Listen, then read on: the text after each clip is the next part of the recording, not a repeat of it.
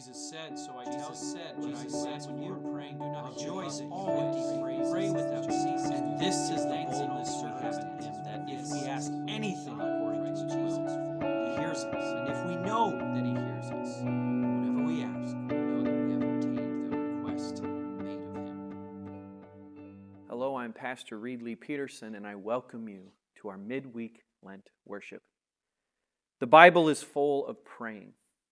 When we speak of prayer in the Bible, the Lord's Prayer seems to take on a majority of the focus. In fact, in 2017, the focal point of the midweek Lenten services held here for Lent centered, focused on the Lord's Prayer and its different petitions. For these Wednesdays in Lent 2021, we're going to focus on other prayers in the Bible. We will learn the situations of the people praying. We will talk about what they are specifically praying for. We will connect these prayers to today's world and offer an opportunity for everyone to engage, both virtually and with family and friends, with the questions that each prayer brings forth. You can engage in those questions by answering them in the comment section of this YouTube video or on Facebook where you see the post, or again, you can talk to family and friends. We're actually going to get to hear some questions in this video answered by Dick and Sally Wren, and we'll use other parishioners in future services. That being said, let us get to our reading for today. Today we have a prayer that Moses prayed to God in Exodus 4. Here's the reading. But Moses said to the Lord, "O my Lord, I've never been eloquent, neither in the past, nor even now that you have spoken to your servant. But I am slow of speech and slow of tongue." Then the Lord said to him, "Who gives speech to mortals? Who makes them mute or deaf, seeing or blind? Is it not I, the Lord? Now go, and I will be with your mouth and teach you what you are to speak." But he said, "O my Lord, please send someone else." Then the anger of the Lord was kindled against Moses, and he said, "What of your brother Aaron the Levite? I know that he can speak fluently. Even now he is coming out to meet you, and when he sees you, his heart will be glad. You shall speak to him and put the words in his mouth, and I will be with your mouth and with his mouth, and will teach you what you shall do. He indeed shall speak for you to the people. He shall serve as a mouth for you, and you shall serve as gods for him."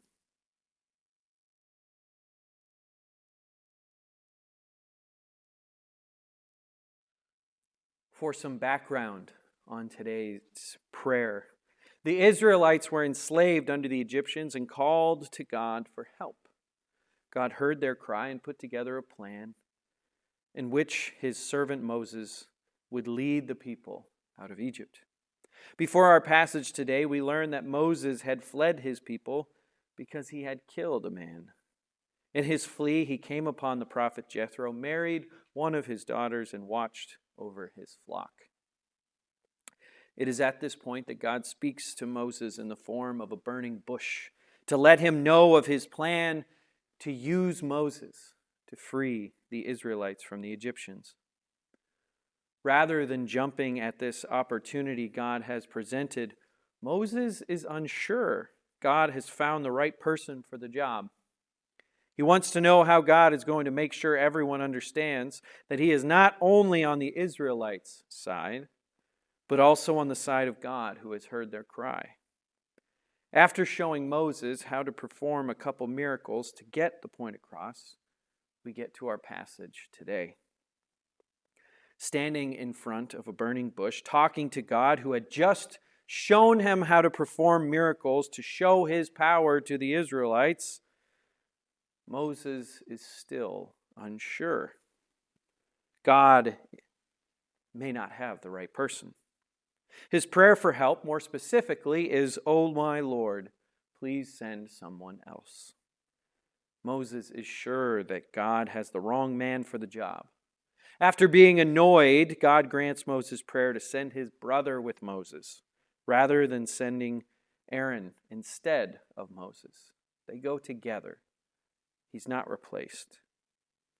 Armed with the good-talking brother, Aaron and Moses no longer have any reasons to not be fully equipped to play their part in freeing the Israelites.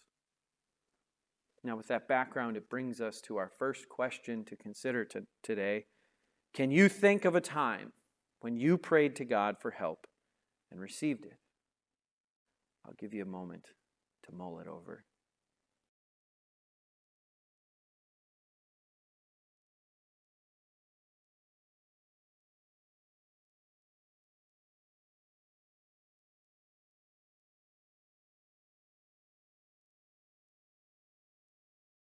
In connecting this prayer to today, Moses prays to God because he feels inadequate. It is not that he feels that the Israelites should stay enslaved. Instead, he is afraid that God's work cannot be successfully done with just him.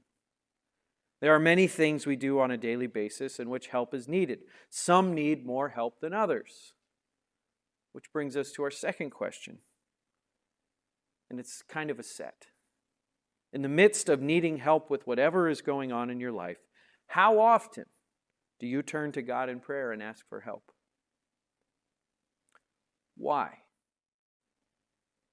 Is the second question that goes with it, paired with it. I'll give you time to consider and think about that.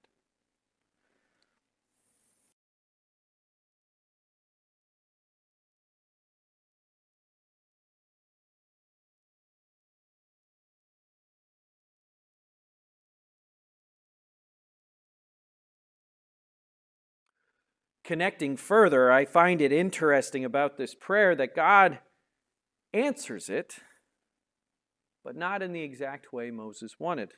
Moses was informed of a need and his role God saw in it.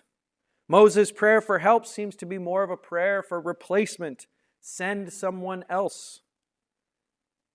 In the end, God provides Moses the help he needs to continue the role God has laid out to him. Also interesting, God does not answer this prayer with some miraculous event. God answers Moses' prayer by placing his brother in his life to help.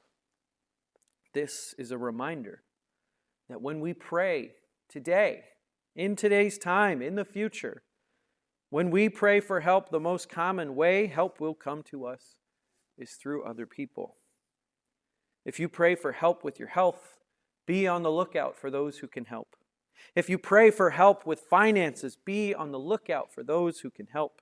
If you pray for help with anything in your life, be on the lookout for those who can help, for those God can place in your life to help you with those needs. Let God's help be brought to you in a similar manner to how it was brought to Moses. Our final question in connection with this prayer and with the background and the connecting things we've talked about is simple. And it's the prayer you can share, but also the prayer that maybe you need to share with God. What help do you need to pray for today?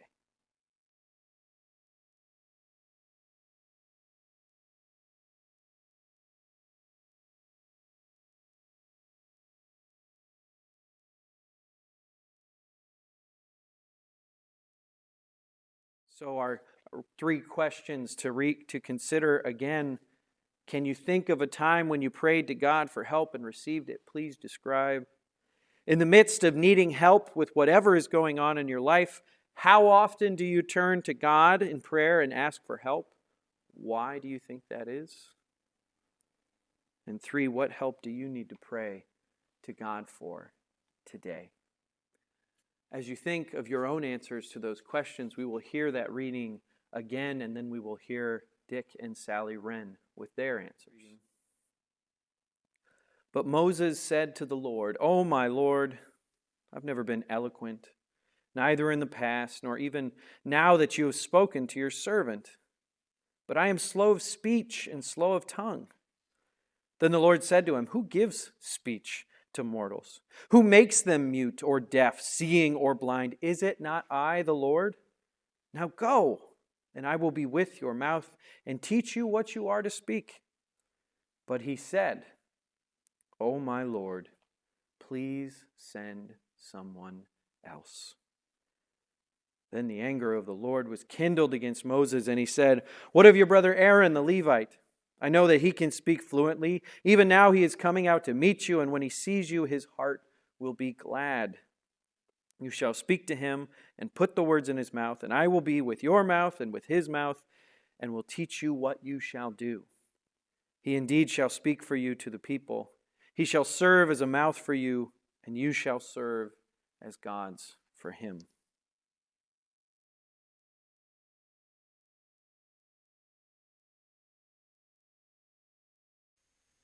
All right, we are started. So, Dick and Sally, first question. Can you think of a time when you prayed to God for help and received it? Yeah, I think both of us agree we prayed most of our life. And I just jotted down kind of a history. And I can remember starting off going from the little high school of Orion to the big University of Illinois. I needed help, and I had a lot of prayers that I could make it down there. And after that, it was on to teaching high school. And to walk into a room of 31 students and teach general science when that wasn't my main course of knowledge, it was rather scary. So prayer followed me in there. I think Sally, the same thing. Well, and when I started teaching, I was 21 years old, and I had senior boys that were 18. So God helped me get through that, and every morning I'd kind of say, "Help me get through the day," and it went fine. But prayer definitely helps in any situation, not just a new teaching situation. Yeah, Right. and the next one I think was when we both moved back after we got married to the farm. Sally was moving away from a suburban setting that she'd known all of her life and into a very rural area.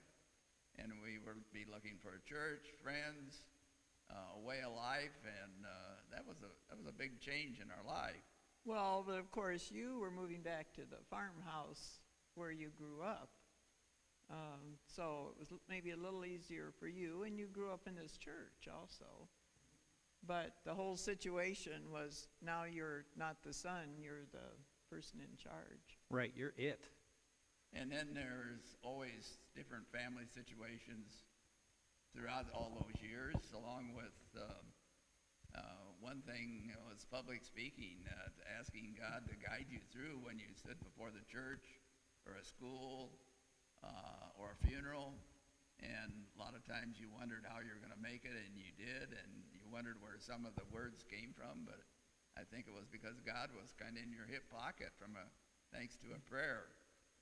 Other marriage decisions, and the final one I do remember is being airlifted when I was in intensive care from Rock Island to Mayo Clinic when I'd never been off the ground in my life. God was with me on that flight that Sally had put me on. Well, and we took the advice of doctors and friends, and everybody was praying, and that week at Mayo's turned your life around, kind of, and you still continue to go there today. So we pray for his Mayo doctor every day also. Oh, yeah. The hands working for you, right? Right, Yeah. correct. Did I catch that right? That was your first time flying? Right, I had never flown since. And his first and last. Let's keep it that way. It does say in the Bible, Pastor, "Lo, I'm with you always." It doesn't say anything about being up high and being Yeah. with you. So That's fair. That's my thoughts your on mantra. flying. Yes. Lo, he's with you Yes. always. Yeah. I love it. I love it. So, I know you guys kind of answered it in your question of say a time when you prayed to God, but I'll say it again. In the midst of needing help with whatever it is, do you find that you turn to God when you need help or not? And why do you think that is? Yeah, I think we both pray every morning, different times, and I started mine where I never missed a day. I don't believe unless I was sick, and that is when I came back to the farm. It was a lot of trauma and change in lifestyle and whether you'd make it or not. Even so, I agreed with. There was a death in the family. My grandmother died that owned the farm, and I said to God, if you make me through all this, I won't disappoint you. I'll be with you every morning, and that's happened. Yeah. When did that start? 1969. 1969. Holy is cow. when we moved back. My prayer time is in the morning also, and I know in my Wine, Women, and Word class, some of the women pray throughout the day or just ask God for help. I'm in the morning more talking to God about what happened yesterday, what is going to happen today. It's my devotion time. There's no noise. It's quiet time. And one thing I've started doing is praying aloud part of the time. Our minister in Mesa, Pastor Larry, said, if your thoughts tend to wander when you're praying, try speaking out loud and you'll stay a little more focused. And that's very true, I found. Not every prayer, but some of them. And then you listen for the answer. Right. Which you sometimes get. Yes. Sometimes that answer comes quickly. Sometimes it doesn't come At the way you all. thought it would, you know? Right, correct. Yeah. So, what I see is two people that have been praying their whole lives for help, and you kind of, that's how it's been, and it's worked that way, and not just that it's, rote, because it is something you do, you make part of a daily occurrence, but it wouldn't stay that way if you didn't feel like your prayers were being listened to and heard, right? Right. Correct, Yeah. yes. So, And I awesome. don't think it matters whether you're a lifelong Lutheran, like you have been. Mm-hmm. I've been Baptist, I've been Presbyterian, I've been United Protestant. It's the same God, Yeah. same prayers. Oh, yeah. But Praying to the same. I think also when you're young, you pray differently than when you get to our age. Mm-hmm. Maybe. I think that's true. Yeah, I could see it. You get more focused, I'm guessing. Or at least your focuses change, right? When that happens. True, yeah. Yeah. So, what would you say today? What would you pray to God for help for today? I think family issues and situations, both blessings and problems, and I think that's one thing that is to the forefront of every parent or any Family. person or family. There's also friends that you pray for that have been important in your life, and or they're going through some concerns, maybe job-wise or health-wise. Well, we lost a dear friend, Dick Nielsen, and today praying for his family. His funeral's tomorrow, and I mean they're forefront in my mind what they're going through. Oh, because grieving doesn't stop after Right. the funeral, right? Correct. So you think about them and pray for them. Yeah, Yeah. today. Along with that, later in life, I prayed more for political leaders and ministers and people who touch my life. Maybe not real close at times, but sometimes they are very close. So I broaden maybe in touching and praying for those people who I don't have daily contact with maybe every day. Mm-hmm. But they do affect your life and maybe Right. affect how you live your life a lot of the time, I hear. And when you're young, you think your health is going to go on forever. But when you get to be our age, you do pray for health and for the second shot and relief from COVID for your family and friends also, Definitely. of course. So Definitely. Well, Dick and Sally, thank you so much for answering my questions that I had for you, and you guys have been great sports. thank you. Thank you. Thank you so much for joining us for this first midweek Lenten service. I invite you to please comment with answers to your questions in both our Facebook group and the YouTube video. God's blessings on your week, and I hope to see you on Sunday.